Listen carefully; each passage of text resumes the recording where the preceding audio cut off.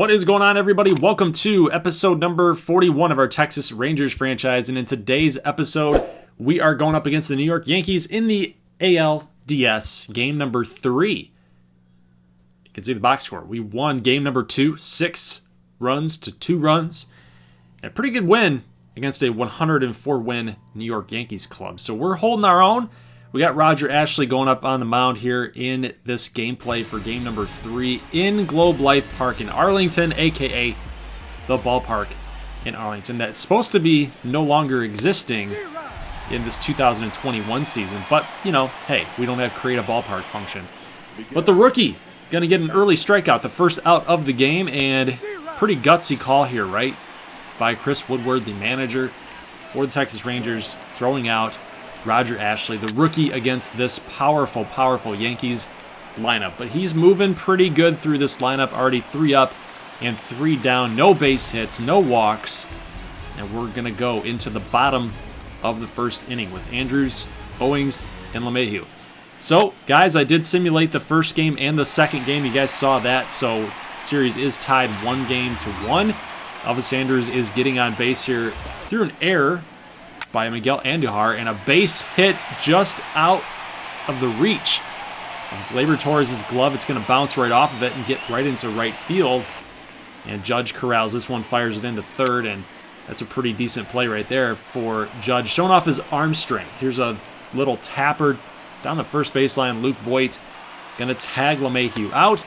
Going to move runners to second and third, and Gallo's going to strike out on an 80-mile-an-hour change by Jordan Montgomery. And then we got Hunter Renfroe breaking his bat, and a little pop-up, a little flare, right to second baseman Gleyber Torres. So the Rangers threaten, but we can't get anything across. So here's a ground ball to Odor with a little bit of a jam there, runner on second base, and we get out of that. So good job by the Rangers here. Runner on first base right now, and Rougned Odor comes up. Fastball in the outside corner. Gap shot. Giancarlo Stanton can't get to it. He can't cut it off, and we are going to test the arm strength of the Yankee middle infielder, Didi Gregorius, and he can't get the throw off. So Odor gets into second base. We score the first run of the game. Elvis Andrus going to strike out. Nice pitch by Jordan Montgomery, but it's a really good thing, a really good sight to see. 1-0 Texas. We don't want that stupid Yankee symbol with any runs across. Chris Owings on base. He's going to end up getting a stolen base. Gary Sanchez giving a hit everything he's got on behind that throw to try to get Owings out, but he's going to end up moving to third anyway. So a stolen base and then a move to runner over. And then we get Hunter Renfroe. He's going to go all the way right over Aaron Judge's head in the corner for a 2-run shot. I like it. I love it. We need more runs, though. It's the bottom of the third. We're already up 3-0. We need more runs. No lead is safe. We got nobody down here in a really risky pitch by Roger Ashley, but he's going to get the strike 3 call, the slider high and out on Aaron Judge, and then this line drive right to DJ LeMahieu from Giancarlo Stanton's bat, and then Gary Sanchez coming up, and he's going to swing and a miss on that 89-mile-an-hour slider piece. Might have been a cut fastball too. Either way, it's 3-0. We got a runner on base here, and look who's going deep again. Gonna go into the Rangers bullpen, and Rougned Odor gonna put this game pretty much, I wouldn't even say out of reach right now, but it is getting into blowout territory. 5-0 in the bottom of the fourth. We're gonna go all the way to the 6th inning though, and we have a runner here on second base. Gallo gonna cut it off, gonna try to come up firing. Andrews can't get the throw in time to Kiner Falefa. Had it been maybe a little to the left, we might have gotten him. But we do get the double play ball. Andrews to Odor. Going to double up the Yankees. Stanton and Judge are out. And that's going to be it for the top of the 6th inning. Rangers still lead the game, 5-1. We're going to go to the top of the 7th, and Nate Jones coming in. He's going to get this swing and a miss. Luke Voit is going to go down. Roger Ashley ended up getting that base hit. That's the runner on first base. But you know what? Nate Jones comes on in the 7th, and he does a job. He's going to get Voit and Brian Goodwin. So it's a really good job by Mr. Jones.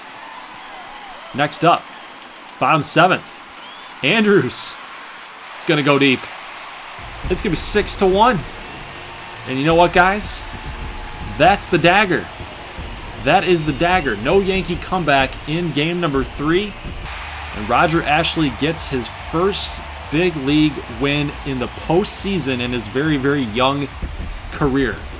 By the way, you saw the score in the upper left-hand corner. 6-2 was the final score. Who do you think gave up the run?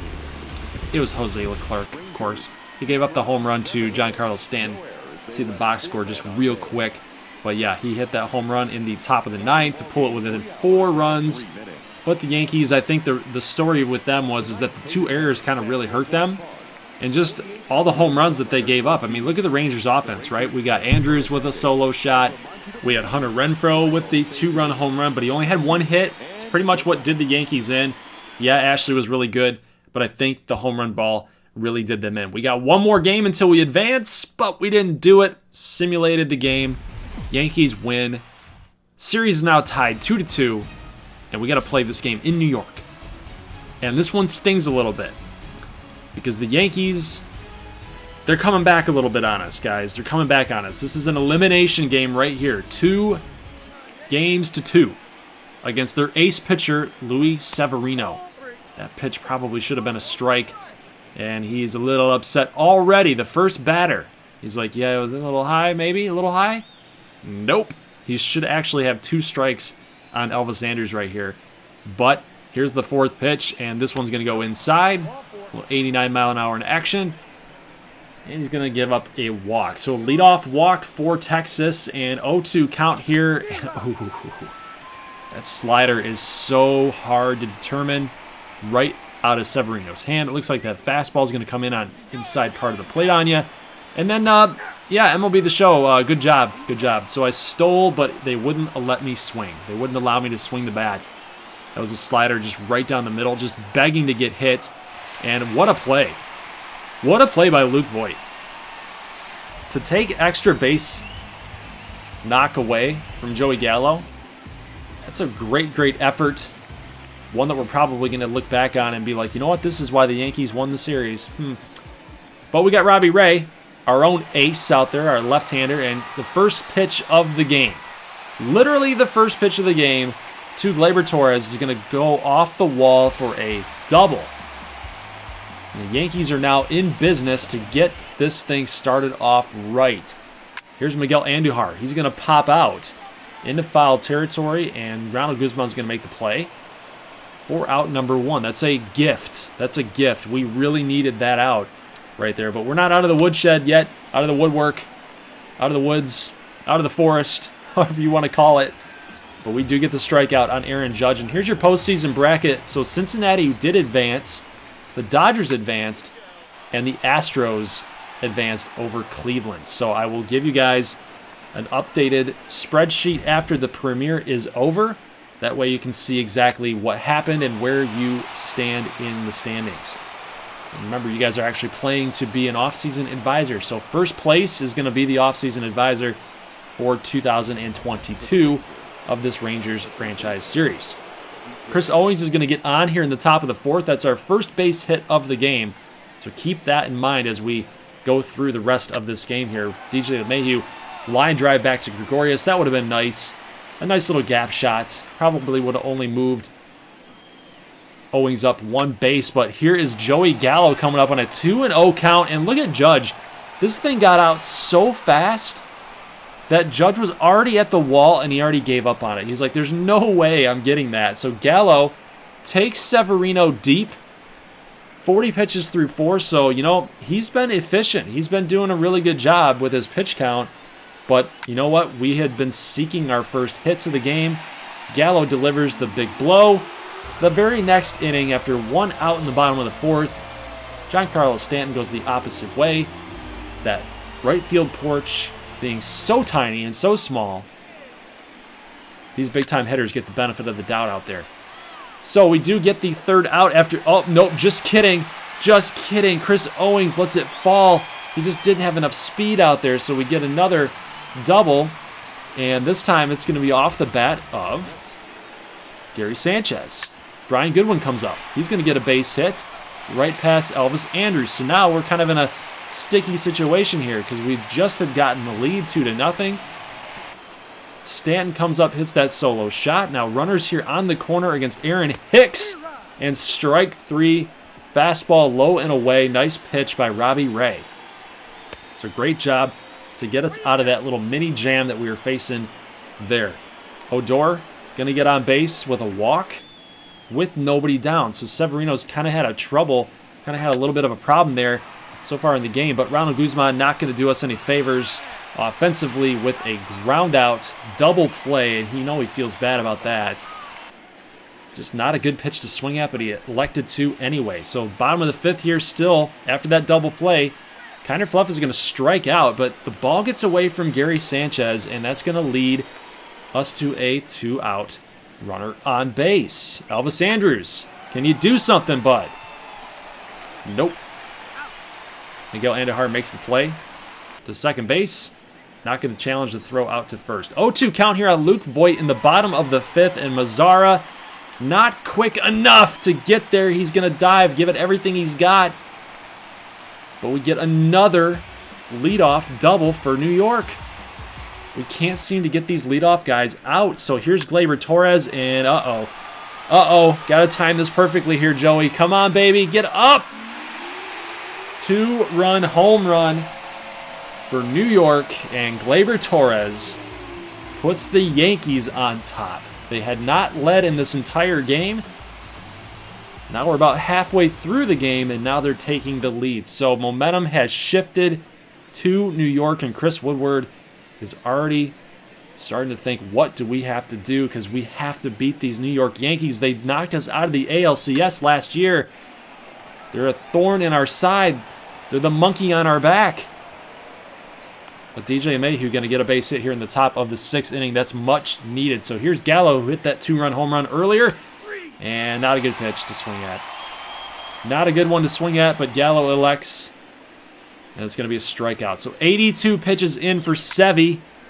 And, hey, look in the top left. Maybe it's our destiny. Is it our destiny to win this game? Are we going to win it in the top of the 9th? Top of the 8th? Hopefully. Hopefully. We'll see what happens here. We're going to skip out to the top of the 7th inning, and Hunter Renfroe, he's going to ground out to Didi. Makes the nice, swift, easy play out there at short. Severino's still out there, guys, in the top of the 7th, and Rougned Odor going to fly out to right field. Judge camping underneath it, going to make the play here. And he's now up to 90. 90 pitches through 7. So he's getting a little tired, a little exhausted. We got to wait for our pitch, and that was a really good one to swing at. Aaron Hicks going back, but he's going to make the play. Guzman, not the most powerful hitter in the world. I really wish that was Joey Gallo up there. But Robbie Ray is still out there, still pitching good. Hey, 70 pitches, and he's limited the Yankees to 3 runs. So it's not like he's been getting just destroyed out here. So I really like Robbie Ray in this situation. Yeah, in the 8th inning, 9th inning, we're not going to be keeping him out there any longer. We got to get our big-time guys are back into the bullpen. Maybe even Shelby Miller makes an appearance if we get into extra innings or some point. Got to start planning for that type of scenario. But we do get the 3rd out. We're going to go to the top of the 8th here to go up against Dellin Betances, and you know what? He's just nasty. He's so nasty. He's just a big dude, and he's got a lot of movement, and that fastball hits triple digits sometimes. He's tough, but Didi Gregorius makes a great play at shortstop. And quickly, we've now got 2 outs in the top of the 8th, and Chris Owings going to fly out to Aaron Hicks. So this is not shaping up to be very fun.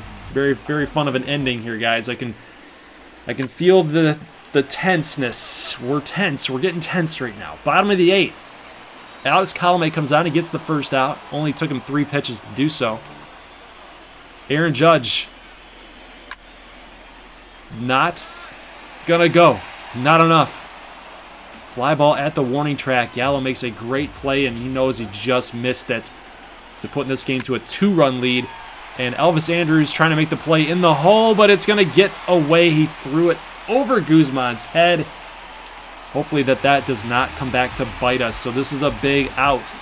This next batter is going to be a big out for us right here. So Didi Gregorius down 0-1, and a little line drive to Gallo. Luckily, it did not fall in front of him. He got a good jump, got a good read, and there you go. So that's the third out. We've got to go up against Chad Green. So you know what? At least it's not against Aroldis Chapman. I think we can come back against Chad Green, but that's not going to help our cause here as DJ LeMahieu lines out to right fielder Aaron Judge. A little slider. Gallo just did not time it up correctly. Ground out in the shift. And 2 down, 0-1 count. Mazara is our last hope. He sends a long drive to right field, but it's not going to be enough. And the New York... I don't even want to say it. The New York Yankees. I was going to say the New York Yankees. I got to give them respect. The New York Yankees. The men in pinstripes. They got us. They beat us yet again, and we are sent home packing for the long, cold winter of 2021. So, guys, we've been eliminated from those New York Stankies, and I'm going to show you exactly what ended up happening here with the bracket. So, there's your final result. So, Houston and the Dodgers are in the World Series, and here's the final game. The Dodgers have defeated the Astros in the 2021 season series for the World Series. 2021 retirees. We don't have anybody retiring because we're a little bit older, but you know what? I think our guys are thinking they need 1 or 2 more seasons. They want to get back to the playoffs. So guys, that's really going to be it for today's episode. Yeah, it sucks that we lost. It sucks that we're going to have to go into 2022 trying to rebuild and retool the roster. I thought that this was a good roster to get it done, but you know, through simulation and through playing these games, it was a little bit more difficult than our 2020 regular season. I will say this, though, so congratulations to Gang Chung. You ended up winning the contest for the playoff bracket, so you will be the one and only offseason advisor. But if you guys want to leave comments in the comment section to, you know, kind of help him out, help with some decision making, kind of guide him through if maybe some of the decisions that he might make or might tell me to look at or go after or consider, maybe they might not make much sense. I don't know. I don't know his baseball knowledge. But congrats to Gang Chung. I'm going to go ahead and make the executive decision here to just focus on tender contracts as well as qualifying offers. So I will be going after Nomar Mazara.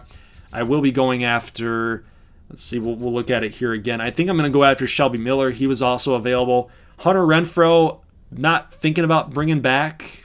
Alex Colomé, maybe that's something that Gang Chung can go look at. But I think Delino DeShields is also done. Nate Jones is done. Jones is like 36 years old. I'm not thinking about bringing him back whatsoever. So he's a goner to me.